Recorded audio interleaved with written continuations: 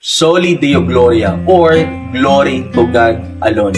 Ito po ay bahagi ng 5 solas ng Reformasyon. Ito po ang panglimang bahagi. Nauna ko na pong tinalakay yung 4. Kung hindi nyo pa po napapanood, maaari nyo pong balikan. Once again, hindi ko po kayang ipaliwanag ang buong detalye sa loob ng 90 seconds. Tayo po ay limitado lamang. Kaya po iniimbitahan ko po kayo na pag-aralan pa at ng mas malalim at mas malawakan kapag may panahon po kayo. Ano nga ba ang Soli Deo Gloria? Ito po ay Latin phrase na ang ibig sabihin, glory to God alone. Marapat lamang na lahat ng karangalan, kapurihan ay sa Diyos lamang at wala nang iba. Ang kaligtasan po ay nanggaling sa Kanya. Regalo po sa atin, ipinagkaloob po sa atin sa pamamagitan kay Kristo.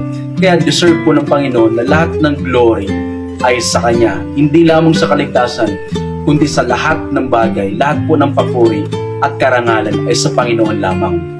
Ang kaligtasan po ay biyaya lamang sa pamamagitan ng ating pananampalataya lamang na matatagpuan kay Kristo lamang na nahahayag sa Kanyang salita lamang na lahat ng kapurihan at karangalan ay sa Diyos lamang. Nawa po ay ito ay naging daluyan ng pagpapala sa inyo.